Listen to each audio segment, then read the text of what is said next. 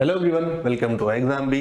तो स्वागत है आपका हमारी सीरीज में जिसका नाम है कॉन्सेप्ट पढ़ाएंगे सबको सिखाएंगे। और आज हमारा कंप्यूटर की कंसेप्चुअल वीडियो की सेकंड क्लास है जिसमें हम आज पढ़ने वाले हैं generations of computer. Last time हमने पढ़ा था हिस्ट्री ऑफ कंप्यूटर्स के बारे में और आज हम पढ़ेंगे जनरेशंस ऑफ कंप्यूटर के बारे में, किस तरह से कंप्यूटर्स को कैटेगराइज किया गया है, किस तरह से उनके जनरेशंस को डिवाइड किया गया है। तो चलते हैं हमारी वीडियो की तरफ, देखते हैं आज क्या है हमारे पास। तो मैं आपको बता दूं, विद आई एग्जाम भी हमारे साथ आप अपनी तैयारी को 50% फास्टर कर सकते हैं, अपनी तैयारी को बूस्ट कर सकते हैं बहुत अच्छी तरह से। अगर आपने चैनल को सब्सक्राइब नहीं किया है तो प्लीज सब्सक्राइब दिस चैनल और इस बेल आइकन को प्रेस कर दीजिए ताकि आपको रेगुलर अपडेट्स मिलती रहें।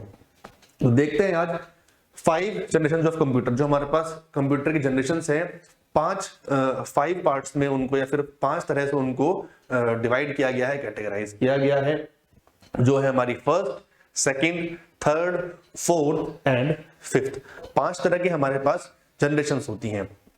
क्या होता है जनरेशंस में, एक कंप्यूटर को दूसरे कंप्यूटर से अलग क्यों बोला गया, एक जनरेशन को दूसरे जनरेशन से अलग क्यों बोला गया, उसके पीछे क्या कारण रहे थे, क्या रीजंस रहे थे, उसमें क्या एलिमेंट्स यूज हुए हैं, क्या उसके ड्रॉबैक्स थे। तो इन सभी चीजों को मिलाकर इस कंसेप्ट को बनाया गया है, जनरेशंस को बनाया गया है।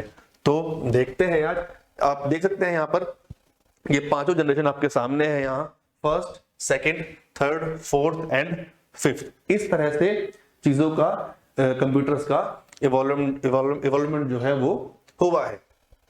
तो सी फर्स्ट जनरेशन ऑफ कंप्यूटर क्या हुआ था हमारा फर्स्ट जनरेशन ऑफ कंप्यूटर में। इसके अंदर हमने वैक्यूम ट्यूब्स होती हैं उनका हमने यूज किया था और उनको यूज करके हमने हमारे जो फर्स्ट जनरेशन के कंप्यूटर थे उनको हमने बनाया था। सेकेंड थिंग, इसके अंदर which type of language was used, इसके अंदर मशीन लैंग्वेज का हमने इस्तेमाल किया था।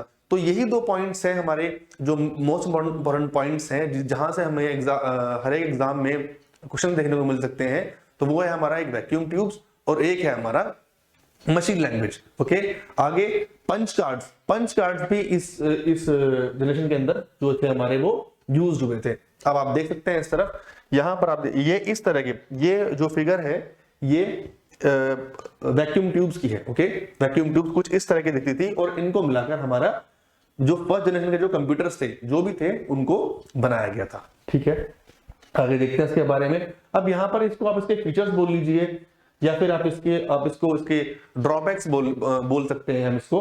तो एक जो हमारे ये सिस्टम थे, जो हमारे कंप्यूटर थे जो इस जनरेशन में यूज होते थे, वो बहुत बड़े थे, वो बहुत ह्यूज हुआ करते थे। ओके, सेकेंड थिंग, वो बहुत कॉस्टली थे, बहुत महंगे थे। तो लोग उनको सोचते कि यार परचेज क्यों कर रहे हैं, मतलब उन्होंने ले लिया फिर वो खराब हो गया, फिर उसके मेंटेनेंस कराओ। ठीक है, तो ये सब चीजें उस टाइम के लोगों को थोड़ी सी दिक्कत दे रही थी। नेक्स्ट, इसका जो प्रोसेस था वो भी काफी स्लो था, क्योंकि पता नहीं था कि वो काम कैसे करेगा, उन चीजों को कैसे इंप्रूव करना है। तो यही सब जो चीजें हैं, आप ये फीचर्स हैं सारे हमारे फर्स्ट जनरेशन ऑफ कंप्यूटर के। आगे देखते हैं यहाँ पर कुछ इसके एग्जांपल्स हमने यहाँ पर लिए हैं आपको समझाने के लिए। 2 इसके मेन एग्जांपल्स हैं, एक है हमारा एनिएक और एक है हमारा यूनिवैक। देखते हैं पहले एनिएक में क्या है, electronic numerical integrator and computer, ये इसकी फुल फॉर्म है। इसके अंदर क्या है, ये एक इलेक्ट्रॉनिकल न्यूमेरिकल इंटीग्रेटर था।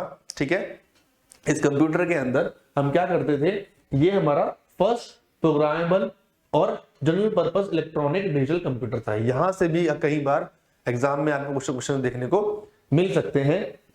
ओके, और इसको बनाया किसने था, इसको बनाया था जॉन मॉचली ने और जे प्रेस्पर एगर्ट ने इसको जो है वो इन्वेंट किया था। ठीक है, fine. Next, the ENIAC contain more than 17,000 vacuum tube. इसके अंदर आप देख सकते हैं ये मॉडल जो है, ये पूरा ENIAC का मॉडल है और इसके अंदर 17,000 से भी ज्यादा, ठीक है, ऑलमोस्ट 17,000 18,000 के आसपास इसमें जो वैक्यूम ट्यूब्स थी वो सब यूज थी। आप देख सकते हैं ये सारी जो है ये वैक्यूम ट्यूब्स है, ये छोटी छोटी। ठीक है, ये सब है हमारी वैक्यूम ट्यूब्स। और क्या था इसमें, ये भी काफी बड़ा था, इसका साइज जो था वो बहुत बड़ा था, इवन एक रूम के साइज का या फिर एक फ्लोर के साइज का, जिसको हम बोल सकते हैं इसका जो है वो साइज था। ठीक है, आगे देखते हैं। अब इसके बारे में कुछ अच्छी बात कि इसमें इसका फायदा क्या था और इसका नुकसान क्या था। अगर फायदा था तो इसको बनाया गया था, और ड्रॉबैक था इसलिए फिर हमारा कुछ और एक नया कंप्यूटर आएगा। तो हम दोनों बारे में उसको देख सकते हैं। यहाँ पर लिखा हुआ है calculation like finding the cube root of 2589 to 16th power. ठीक है, एक अगर हमें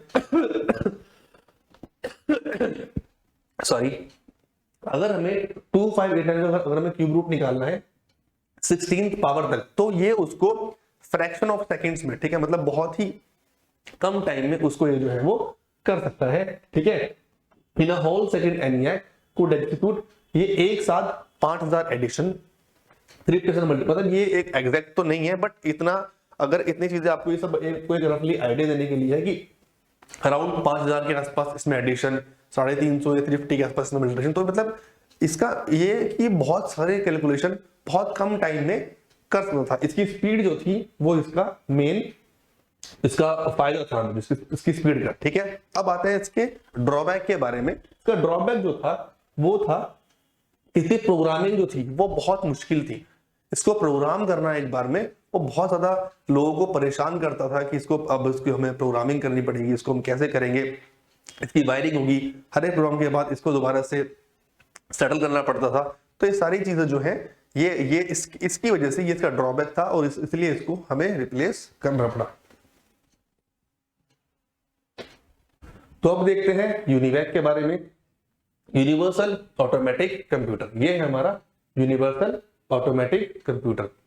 it was developed by a team of engineers led by J Presper Eckert and John Mauchly. तो जिन लोगों ने ENIAC को बनाया था, उन्हीं लोगों ने किसको बनाया था, यूनिवर्सल ऑटोमेटिक कंप्यूटर को भी उन्होंने क्या किया था, डिजाइन किया था। It was designed as a commercial data processing computer intended to replace the punch card counting machine of the day। इसको कमर्शियली, ठीक है, इसको कमर्शियली डेटा प्रोसेसिंग कंप्यूटर बनाया गया था ताकि हम पंच कार्ड को हम क्या कर सके, हम रिप्लेस हम इनको कर सके। कुछ इस तरह का ये दिखता था, आप इसको देख सकते हैं। ठीक है, ये है हमारा यूनिवर्सल ऑटोमेटिक कंप्यूटर। ठीक है, आगे देखते हैं। अब बात करते हैं पंच कार्ड्स के बारे में। पंच कार्ड जो इंट्रोड्यूस हुए थे वो हमारे फर्स्ट जनरेशन के अंदर हमारे इंट्रोड्यूस हुए थे। क्या होते हैं पंच कार्ड, आजकल ये टॉपिक भी एग्जाम पॉइंट ऑफ व्यू से बहुत इंपॉर्टेंट रहने लगा है। इससे रिलेटेड हमारे पास क्वेश्चंस आते हैं, तो हम देखते हैं क्या है पंच कार्ड। पंच कार्ड और punch card are the paper cards where holes may be punched by the hand और मशीन। एक पेपर होता है, उसके अंदर कुछ होल्स होते हैं, कुछ उसमें हमने होल्स किए होते हैं, और कुछ जगह से उस पेपर को हमने ब्लैंक छोड़ा हुआ होता है। काम क्या करता है बेसिकली, ये काम करता है डेटा को प्रोसेस करने का और डेटा को स्टोर करने का। ठीक है, पहली बार जो इसका इस्तेमाल हुआ था वो हुआ था 1900s के आसपास। ठीक है, और ये उस टाइम पर डेटा को रिट्रीव करने के लिए और डेटा को स्टोर करने के लिए काम आता था। ठीक है, इसको बनाया था हरमन हॉलरिथ ने। ठीक है, किसने बनाया था, हरमन हॉलरिथ ने। इनके बारे में हम लास्ट वीडियो में पढ़ चुके हैं, अगर आपने वीडियो नहीं देखी है तो आप जाके उस वीडियो को देख सकते हैं। हरमन हॉलरिथ ने इसको पंच कार्ड को जो है वो इन्वेंट किया था, और इसीलिए पंच कार्ड को हम क्या बोलते हैं, हॉलरिथ कार्ड्स और IBM कार्ड्स भी बोलते हैं। ठीक है, और एक और इंटरेस्टिंग फैक्ट है इसके बारे में, जब USA में 1890 में सेंसस हुआ था। ठीक है, सेंसस का मतलब जनगणना जो हुई थी उस टाइम पर, जो लोगों की काउंटिंग हुई थी, उसमें हमने पंच कार्ड्स का जो है वो यूज किया था। ठीक है, और आजकल इसको हम वोटिंग के लिए भी, ठीक है, वोटिंग का डेटा जो स्टोर करना होता है उसके लिए भी हम इसको यूज करते हैं। ठीक है, एग्जाम में क्वेश्चंस आ जाते हैं इससे रिलेटेड कि वोटिंग के लिए वोटर का जो डेटा है उसको स्टोर करने के लिए या फिर सेंसस के लिए किस टाइप की टेक्नोलॉजी हम यूज करते हैं, तो वो होता है हमारा पंच कार्ड्स। ठीक है, आगे देखते हैं। कुछ इस तरह के है, इस तरह की मशीन होती है, और इस तरह से जो है डेटा हुआ है वो शेयर होता है। ठीक है, नेक्स्ट आगे आते हैं हम सेकेंड जनरेशन ऑफ कंप्यूटर्स पर। ठीक है, सेकेंड जनरेशन ऑफ कंप्यूटर। ठीक है, इसमें क्या हुआ था, पहला पॉइंट है इसका, इसके अंदर जो है हमारे ट्रांजिस्टर्स यूज होते थे। ठीक है, फर्स्ट में हमने क्या यूज किया, वैक्यूम ट्यूब्स को हमने यूज किया, और इसमें हमने किसको यूज किया, ट्रांजिस्टर का यूज किया। आप देख सकते हैं कुछ इस तरह के जो है हमारे ट्रांजिस्टर जो है वो दिखते थे, ठीक है, ये हमारे ट्रांजिस्टर्स। सेकंड पॉइंट क्या है इसका, magnetic core was used as the primary memory, ठीक है, इसके अंदर जो मैग्नेटिक कोर जो थी उसको हमने primary memory as a use किया था। Okay, next magnetic disk and tapes were used as the secondary memory, ठीक है, मैग्नेटिक डिस्क जो होती है, मैग्नेटिक टेप्स जो होते हैं उनको हमने एज अ सेकेंडरी मेमोरी इसके अंदर जो है वो यूज किया था। और उसके कुछ एग्जांपल्स जो है वो आप देख सकते हैं, IBM 1620, IBM 7094, ये जो है इसके कुछ एग्जांपल्स हैं सेकेंड जनरेशन के कंप्यूटर्स के, ठीक है। यहां पर इसके अंदर लैंग्वेज किस टाइप की इसमें यूज होती थी हमने देखा, फर्स्ट में हमने यूज की थी मशीन लैंग्वेज, और यहां पर हम यूज करते हैं फोर्ट्रान और कोबोल, ठीक है, FORTRAN, फोर्ट्रान और कोबोल जो है इसमें लैंग्वेज जो है वो यूज होती थी। अब ड्रॉबैक था फर्स्ट में, उसको हमने ओवरकम किया सेकंड जनरेशन से। वो हमने कैसे ओवरकम किया, इसके अंदर जो पावर थी वो कम यूज होती थी, ठीक है, पहले में तो हमें बहुत सारी इलेक्ट्रिसिटी उसको चलाने के लिए, बट इसमें वी यूज लेस पावर, और ये क्या था, स्मॉलर था और रिलायबल था। आप देख सकते हैं, कंपेयर कर सकते हैं, वो जो हमारे पास ENIAC था, ठीक है, वो काफी बड़ा था, काफी रूम के साइज का था, और ये उससे कंपेयर किया जाए तो इसको कुछ भी नहीं है, आई थिंक ये 1/3 भी नहीं शायद ये एक रूम का कैप्चर करेगी ये मशीन, ठीक है। तो इस तरह की मशीन जो है वो इसमें दिखा करती थी हमें सेकेंड जनरेशन ऑफ कंप्यूटर्स में, ठीक है। आगे चलते हैं थर्ड जनरेशन ऑफ कंप्यूटर्स पे, ठीक है। अब इसमें क्या हुआ, आईसीज, इंटीग्रेटेड सर्किट्स, आप देख सकते हैं यहां पर, इनका जो है इसमें इस्तेमाल चालू हुआ, ठीक है, इसमें स्टार्ट किया हमने आईसीज को यूज करना। ओके, इंटीग्रेटेड सर्किट या फिर इनको आईसीज भी हम बोलते हैं, were used as the core element. उसके बाद magnetic disk was used as the secondary memory, और इसके अंदर जो हमने सेकेंडरी मेमोरी जो यूज की वो हमने यूज की थी मैग्नेटिक डिस्क, ठीक है। इसके अंदर जो हमने लैंग्वेज यूज की वो क्या थी, वो थी हमारी C++ और C, ये दो तरह की जो लैंग्वेज थी ये हमने इसके अंदर यूज की थी। और कुछ एग्जांपल्स हैं इसके जो आपके एग्जाम पॉइंट ऑफ व्यू से इंपॉर्टेंट है, वो है हमारा एक हनीवेल कंप्यूटर होता है जो कि हमारा थर्ड जनरेशन के अंदर नाम है कंप्यूटर का, ये हमारा थर्ड जनरेशन के अंदर आता है। एक PDP जिनको बोलते हैं हम पर्सनल डेटा प्रोसेसर, और एक है हमारा TDC जिसको हम बोलते हैं टोरपेडो डेटा प्रोसेसर। तो ये था हमारा थर्ड जनरेशन ऑफ कंप्यूटर्स। इसमें आगे क्या है हमारे पास, इसके बारे में कुछ और डिटेल्स वो हम देख लेते हैं। इसका जो साइज है वो काफी स्मॉल था कंपेयर टू प्रीवियस जनरेशन, ठीक है। इसके अंदर लेस हीट जनरेट होती थी। बेसिकली प्रॉब्लम कहां आई, प्रॉब्लम आई है ना स्टार्टिंग से साइज में, ठीक है, साइज उसका बहुत बड़ा था, इससे पहले जो चीजें आई उसमें बिजली बहुत लगती थी, वो कॉस्टली बहुत था, उसमें मेंटेनेंस बहुत थी। तो जैसे ही जनरेशन आगे बढ़ती चली गई, जो हमारी जो दिक्कतें थी वो सॉल्व होती गई, साइज छोटे होते गए, हीट कम प्रोड्यूस होती गई, बिजली कम लगती गई, और मेंटेनेंस भी हमारा बहुत लो होता गया। ओके, और कंप्यूटेशनल टाइम, जो हम जब सिस्टम पे काम करते हैं, हम जब कंप्यूटर पे अगर काम करते हैं तो उसके काम करने का तरीका, उसका प्रोसेस, ये सारी चीजें जो है इसको हम बोलते हैं कंप्यूटेशनल टाइम। वो जो है हमारा बहुत माइक्रो सेकेंड से नैनो सेकेंड्स तक हमारा जो उसका टाइम था वो पहुंच गया था। लो मेंटेनेंस, इसके बारे में बात कर चुके हैं, लेस पावर, इसके बारे में हम बात कर चुके हैं, और इसका जो प्रोडक्शन था वो बहुत चीपर था और बहुत इजियर था। इजिली आप चीजों को गैदर कर सकते हैं, उनको असेंबल कर सकते हैं, और उसको अपने यूज में आप उसको ले सकते हैं। अब इसका ड्रॉबैक क्या था, क्योंकि हर एक चीज का ड्रॉबैक हम यहाँ पर पढ़ते आ रहे हैं कि एडवांटेज और ड्रॉबैक्स हम यहाँ पर दोनों चीजों पर काम कर रहे हैं।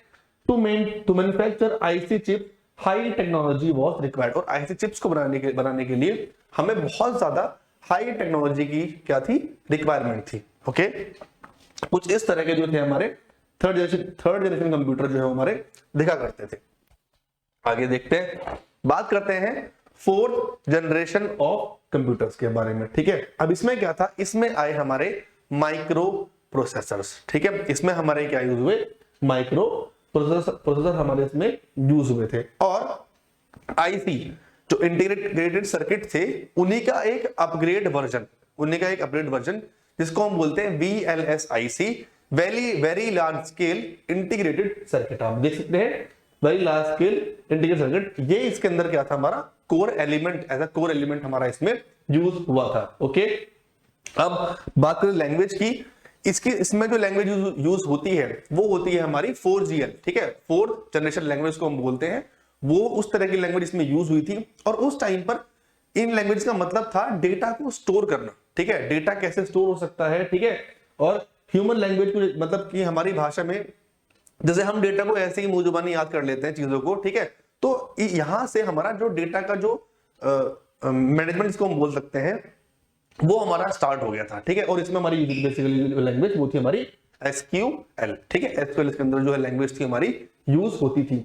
टू एग्जांपल इसके आप देख सकते हैं DEC 10, DEC 10 और स्टार 1000। और जो भी सुपर कंप्यूटर्स जो भी आए थे हमारे पास वो हमारे इसी के अंदर हमारे जनरेट हुए थे, जैसे कि चाहे वो क्रे 1 हो या फिर वो क्रे X हो, इस तरह के हमारे सुपर कंप्यूटर्स 4th जनरेशन में आए थे। इस तरह का इसका कुछ इसको हम देख सकते हैं इस तरह से, ये होता है हमारा VLSI, ठीक है। आई होप आपको सब कोई चीज क्लियर हो गई होगी। आगे देखते हैं अब इसके कुछ और फीचर्स, जैसे कि हमारे स्मॉलेस्ट इन साइज, कुछ ये हमारा होता है स्मॉल साइज में, ठीक है। नेग्लिजिबल हीट होती है, ठीक है, अगर कोई चीज चलेगी बिजली से तो वो हीट प्रोड्यूस करेगी ही करेगी, ये ऑब्वियस सिंपल सी बात है, बट नेग्लिजिबल है, उसको हम इग्नोर कर सकते हैं। जब लैपटॉप आप बिल्कुल आप देखते हैं, आप मतलब मैं सिर्फ आपको एग्जांपल दे रहा हूँ, लैपटॉप को भी अगर आप या फिर डेस्कटॉप को भी आप बहुत पास उनके आप बैठते हो, उनसे आप कान लगा के उनके पास बैठते हो, फिर उनको अपनी लैप में फिर पेट पर मतलब जैसे भी आप काम करते हो उसमें, तो आपको हीट तभी फील होती है। ये नहीं कि आपने वो एक जगह रख दिया तो आपका पूरा का पूरा रूम एक आपका हीटअप हो गया, गर्म हो गया, ऐसा नहीं होता। दैट इज नेग्लिजिबल हीट, है ना। इजिली पोर्टेबल, इसको आप कहीं से भी पोर्टल मतलब यहां से वहां उसको आप कहीं भी मूव कर सकते हो, कहीं भी आप इसको ले जा सकते हो, ठीक है। मेंटेनेंस और कम हो गया, नियम हो गया, और मच फास्टर कंप्यूटेशन, ठीक है, कंप्यूटेशन तो था और उसको जो था हमारा कंप्यूटेशन बहुत फास्टर हो गया, ठीक है। आगे देखते हैं, और ये है हमारा last 5th generation of computer. इसके अंदर क्या आया, ठीक है, अब चीजें चल रही थी हमारी सिर्फ हमारी डेटा तक, यहां पर आकर चीजें आ गई इंसान की सोच पर, कि हमें अब ये समझना है कि इंसान कैसे काम करते हैं, ठीक है, हमें बनाने हैं रोबोट्स। तो बेसिकली 5th जनरेशन का जो मतलब था वो था रोबोटिक्स से और AI से, दैट इज आर्टिफिशियल इंटेलिजेंस, ठीक है। इन दोनों को प्रमोट किया 5th जनरेशन की लैंग्वेजेस में। हिंदी जनरेशन VLSI, ठीक है, VLSI हमारे पास था 4th में, उसको हमने रिप्लेस किया ULS से, ठीक है, वो था हमारा अल्ट्रा लार्ज स्केल इंटीग्रेशन थे, ठीक है। VLSI को हमने किस तरह रिप्लेस किया, ULSI से, अल्ट्रा लार्ज स्केल इंटीग्रेशन से। और it help to create smallest computer ever in the invention of AI, ठीक है। इसके अंदर आप देख सकते हैं सबसे छोटे कंप्यूटर, ठीक है, स्मॉलेस्ट कंप्यूटर जो है वो हमने देखे हैं, चाहे वो हमारे पाम टॉप हो, चाहे हमारे वो लैपटॉप हो, ठीक है, चाहे वो हमारी अल्ट्रा बुक हो, आप सब देख रहे हैं आजकल, ठीक है। तो वो सब हमारी किसके अंदर आती है, 5th जनरेशन ऑफ कंप्यूटर्स के अंदर आती है, ठीक है। और इसमें जो होता है जो 5G जो लैंग्वेजेस है ये हमारे काम आती है न्यूरल नेटवर्क्स के लिए। It helps to work in a way human mind works. अब यहां पर आपको हमें ये काम करना है कि इंसान कैसे सोचता है, इंसान कैसे काम करता है, आपको वो सब चीजें कंप्यूटर से करानी है। तो this is all called neural networks, ठीक है। अब देखते हैं इसकी जो सबसे अब तक जो चीजें अपग्रेड होकर आई हैं, मोर तो खैर नहीं, बट ये मोस्ट होना चाहिए आई थिंक, ठीक है। It is the most reliable generation, ठीक है, easily portable, very easily portable है, ठीक है। इसकी स्पीड बहुत फास्ट है, बहुत तेज काम करता है।